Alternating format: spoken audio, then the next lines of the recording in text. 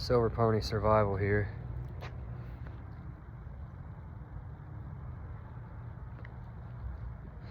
I think I know what we're gonna do tonight. To show you how effective this swag roll is, bro. I'm actually gonna do an overnight bivouac camp in an urban area. I'm gonna grab minimal gear. I'm gonna show you basically with that swag roll, I could literally post up anywhere I want with that thing and be totally fine, totally cool. That's a dog.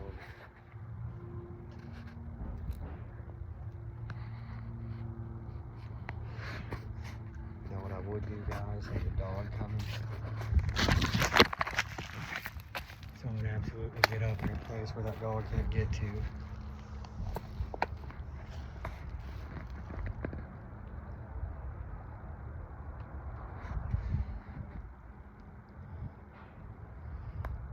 See you guys do this.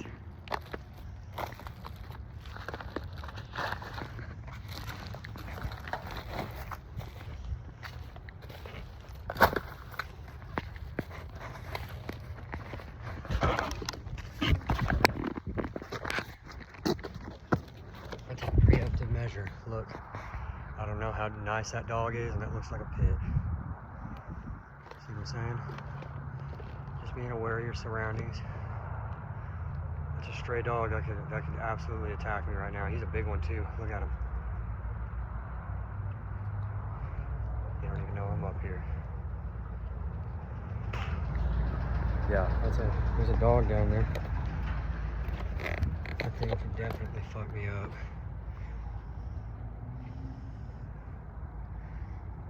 He's gonna come up on either side.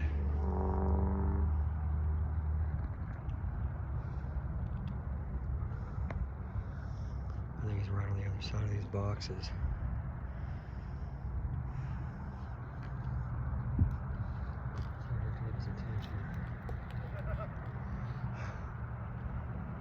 Oh, okay, he's over on the other side right there.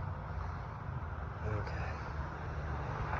Yeah, he's down there. He's got an owner down there by the church part. Well, that's kind of... I knew he had to be somebody's. All I'm saying is, you know,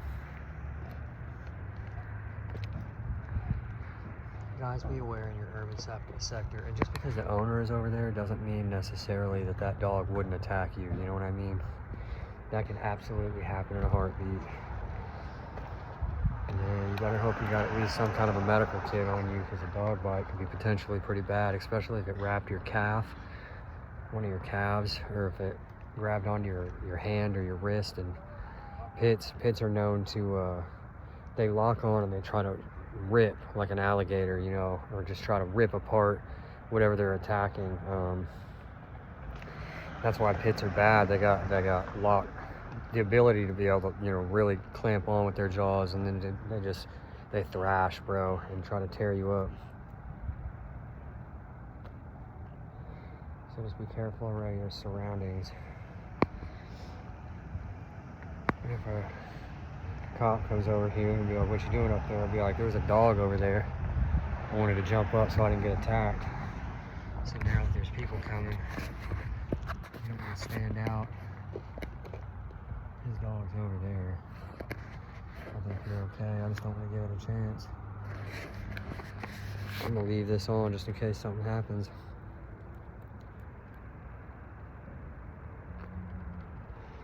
Basically, this dog's off a leash and we're in an urban zone. You know, if that dog attacks me, I could catch a lawsuit. Straight up, 100%, bro. Would I feel bad about it? No. But I mean, this dog's not on a leash, you know, and you gotta be conscious of the fact that there's people in your area. Basically, be responsible with your pets.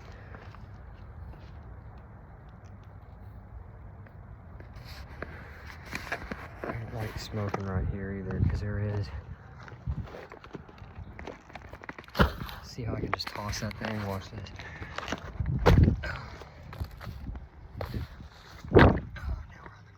See, check that out.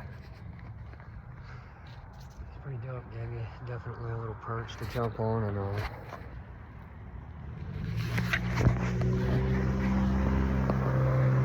swear there was this chick I knew.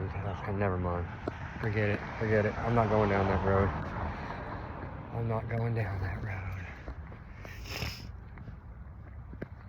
I do need to check the temperatures tonight and see what they're going to be, but I think they're going to be pretty reasonable. At least good enough for a bivouac camp out. That's going to be crazy. I've never done that before. With nothing but a bivouac sack, I mean, I don't know. Definitely seems sketchy. I wouldn't want to do it unless I had, knew that I was going to be able. Some people are more,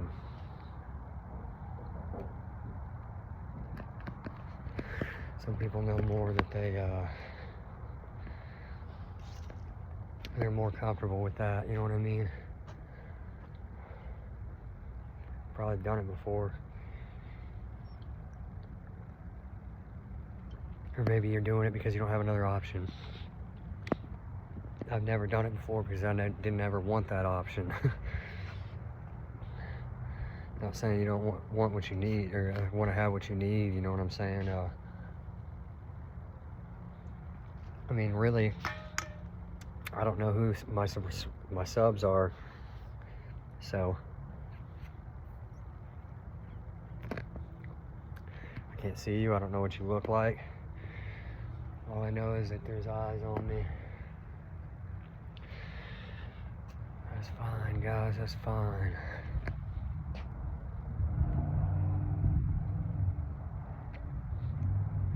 It's crazy having a YouTube channel because it's like you're documenting your life and sharing your life with people. Like a lot of these are intimate details of my life too, guys. Like I'm generally a pretty private person and I like to stay private, but I think that I'm on some urban adventures here for sure, and it's good to be able to train and be ready for what comes down the pike, I guess. I mean, I know that being prepared is better than being unprepared.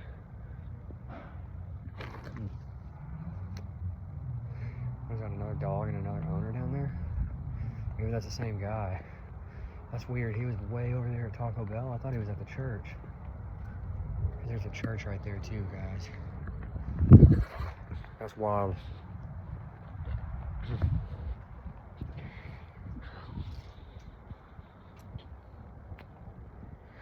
Yeah, I think that's what I'll do, guys. I'll go home and get my jacket and my bivouac sack.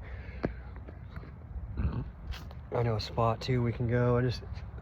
I guess I don't want to get messed with by varmints, you know what I'm saying? Because here in Oklahoma, in a residential area that I'm going to be in, it's safe enough to do this because I really don't want to take an unnecessary risk in a non-permissive environment. So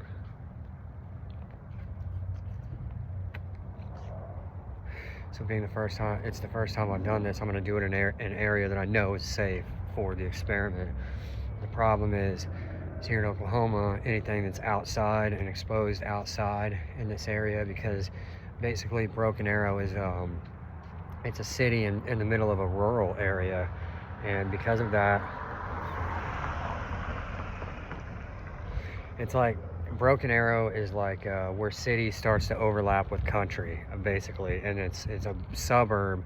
But once you start getting to the outskirts of Broken Arrow, the towns start to get smaller, because Broken Arrow is like a city in Tulsa County, and there's a lot of like bigger size cities around, or not, they're like medium size, like 600,000 people here in this city, and this is way bigger. Like some of our surrounding smaller cities are less than that. They're like 200,000 or like 350, somewhere in that range. So Broken Arrow is definitely the biggest one out of all of them.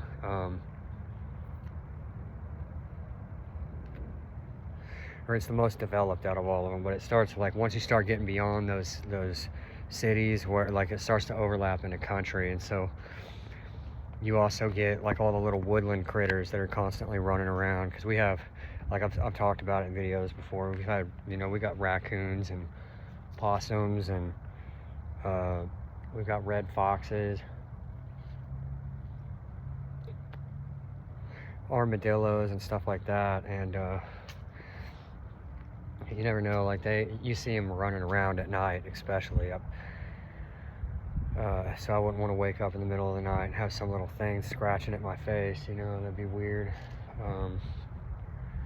So it's definitely going to be an adventure. And this is without even having the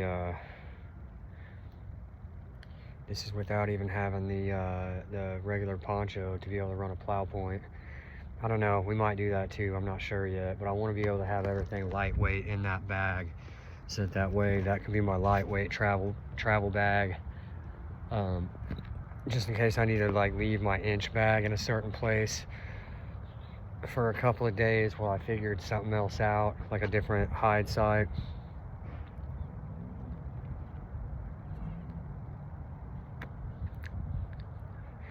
Like if I had to figure out a different hide site and then you know, transfer my gear, you know, a little bit at a time, because basically what you're doing is you want to have your inch bag packed up with all your bigger, like that's your like full kit. Your inch bag is your full kit, basically. Like your every piece of operational gear that you have is inside of a bag called an inch bag. It's the I'm never coming home bag, basically.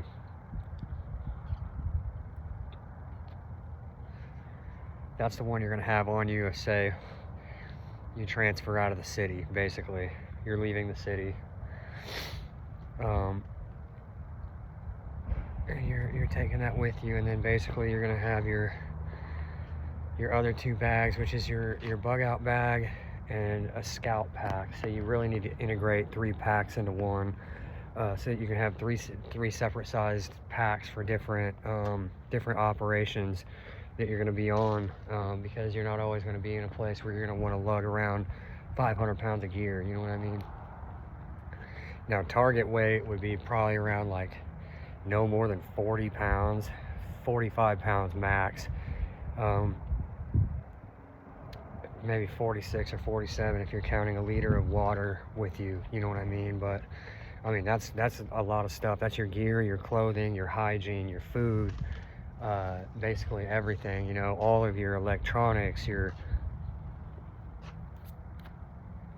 maybe you got an extra pair of shoes in your bag, you know, because you're gonna want, that's the other thing too, like, I mean, if there's only one pair of shoes that I'd take, I would take my boots, but because these can't be used for everything, but those can be used for basically everything, and they'll protect your feet in all environments, you know what I mean? So that would probably be the best source of, or the best type of footwear to take with you if you're only going to take one.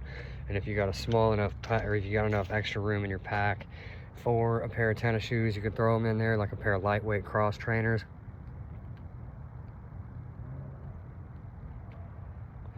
You could do that too. Under Armour makes good shoes. Nike makes good shoes. You know what I'm talking about, guys. You know what you like. So basically we're gonna go get what we're gonna get, and then we're gonna come back out and we're gonna get you guys an overnighter. Silver Pony out. Part 2 coming.